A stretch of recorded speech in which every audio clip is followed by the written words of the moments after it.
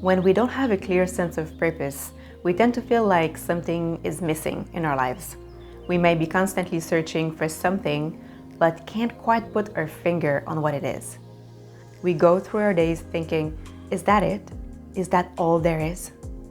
This phenomenon is called purpose anxiety.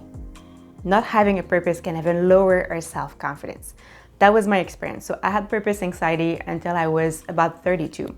And during all that time, I had low self-esteem and always felt kind of lower or lesser than other people. And I know that knowing your purpose requires a bit of soul searching, but it's really worth it because when you know your purpose, you feel more aligned. You also have more personal power. People who have a strong sense of purpose also tend to have more grit. Grit is passion and perseverance toward a long-term vision, which is very important when it comes to pursuing and accomplishing goals. A few weeks ago, I posted a video about 10 clues to help you know and live your purpose according to different spiritual teachers. I'll put the link to that video in the description below because I think it will complement this video very well. But today I want to address the main blocks or the main reasons why you may not be finding your purpose. And of course, I also explain how you can overcome each block so that you can finally feel a real sense of purpose. So the first block may be that you don't feel like you have anything special to offer. Deepak Chopra said, when you combine your ability to express your unique talent with service to humanity, then you make the full use of the law of dharma. Dharma means a soul purpose or your most authentic life path.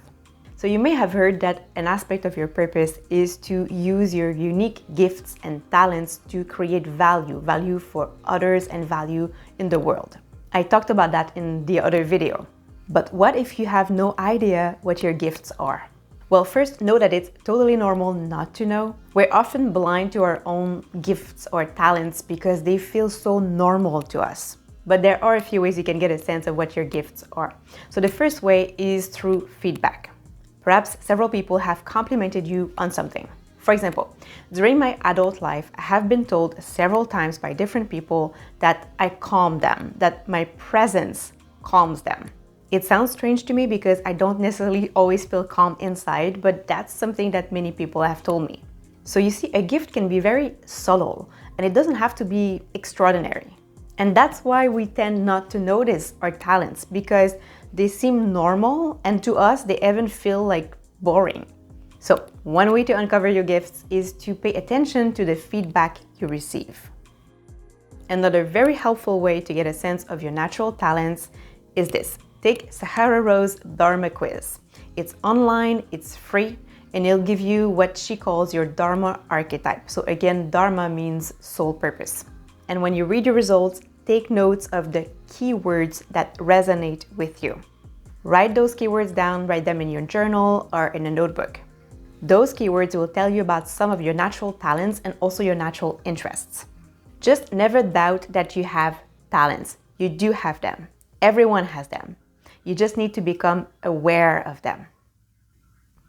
Another reason you may have trouble knowing your purpose is if you seek answers out there instead of trusting your own inner guidance. No one knows your life purpose better than you do. Not your parents, not your mentors, not even your spiritual teacher. We've been trained to look for answers out there in school. Now we need to retrain ourselves to look within. One of the most practical ways to tap into our inner wisdom or inner knowing is journaling. The next time you have a problem or a question, before asking for advice, try journaling. Even if in the beginning you feel like you have nothing to say, just be patient. Words will eventually come out and you'll be surprised of the wisdom that's within you. You could also try this prompt. If I knew my life purpose, it would be. And then just write freely. Write anything that goes through your mind, even if it doesn't make sense. And you may have to repeat this exercise several times. The third reason you may not know your purpose is because of external pressure. Many people experience pressure from their parents or other family members to choose a certain path or a certain job, for example, even if that path doesn't light them up. I'm lucky that my parents never put their nose in my stuff in my life, so I don't have to deal with that kind of pressure. I don't think it will have landed very well with me anyways because I'm a rebel. I believe we must respect our parents, but respecting them doesn't mean giving them the right to choose how we live our lives. I'm very sorry if you experience such pressure. I encourage you to be strong and to choose for yourself. Remember that one of the top regrets of the dying is to have lived a life based on other people's expectations instead of what they really wanted to do. To live your purpose, you must be willing to live your life on your terms. The fourth block to knowing your purpose may be that you don't experiment or explore enough. When I work with people, they often say that they don't have passions or even interests. They don't know what they like. They don't know what they want. And if that's how you feel, it's probably because you haven't explored enough or not have been exposed to enough things to figure out what you like. You can try to see life a little more like an experiment or a series of experiments. Explore new hobbies, or maybe you can take a class or join meetup groups or even volunteer for a cause that interests you. Read books, watch videos about topics that interest you. Try to meet new people and ask them about what they do. Be curious. Knowing your purpose will most likely require that you experiment with different things. Another reason you may not know your purpose is if you get sidetracked by conditioning. Conditioning is mental programming that comes from society, from our upbringing, and from the environment where we live, and our education.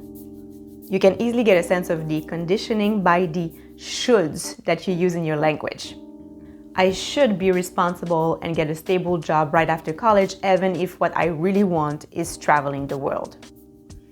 I think people don't realize how strong conditioning can be. I grew up in Quebec City. It's a city in Canada. It's a government city where most people work in the public sector, including my parents and everyone else in my family. Most people I knew growing up worked 9 to 5, Monday to Friday in cubicles. I knew from a very young age, like since I was a child, that I did not want to do that. But it took me years to even believe a little bit that something else was possible for me because of how strong the conditioning was. My biggest obstacle to finding or knowing my purpose was a lack of possibilities. In my mind, of course. So after high school, I took a 10-year gap break from school between high school and university to just travel. I was kind of addicted to the adventure, but also I was deeply scared that if I would go back, I would have to get a job for the government or some kind of office job. Not that there's anything wrong with it. It was perfectly fine for my parents, and my sister also works for the government. It's just not for me. But I didn't know, or maybe didn't believe, that something else was possible. What eventually helped me was to surround myself with people who lived differently. People in person, but also by listening to podcasts and reading books. And you too can break free from the conditioning that doesn't serve you. So if what you think you should do, or if what society says that is the right thing to do, does not light you up, then be brave and choose another path, your path. Another thing that may be preventing you from knowing your purpose is if you get sidetracked by your ego's wants.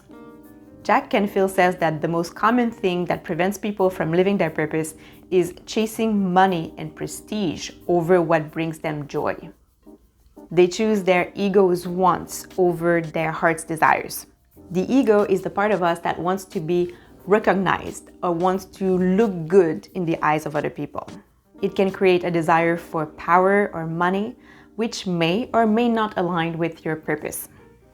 I encourage you to make a list of your desires, and for each thing on your list, ask yourself, why do I want it? Ask yourself why several times to go deeper. If it's because of the fear of not being loved, or maybe feelings of not being good enough, or feelings of lack, then the desire comes from your ego. And you can still pursue that thing, but just know that chasing our ego's wants rarely lead to fulfillment. But sometimes we have to do it anyway just to experience it for ourselves.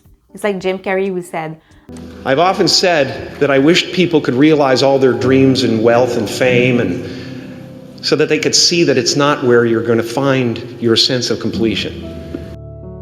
But because Jim Carrey said that doesn't mean that people will stop wanting to be rich and famous. And the desires that make you feel alive and expansive are the desires that come from your heart. Those are good ones to follow. And looking at other people's journey and comparing ourselves to them is another distraction that can prevent us from living our purpose. It's even written in the Bhagavad Gita, which is one of the most ancient spiritual texts of India. It says, it is better to do one's own dharma, even though imperfectly, than do another's dharma, even though perfectly.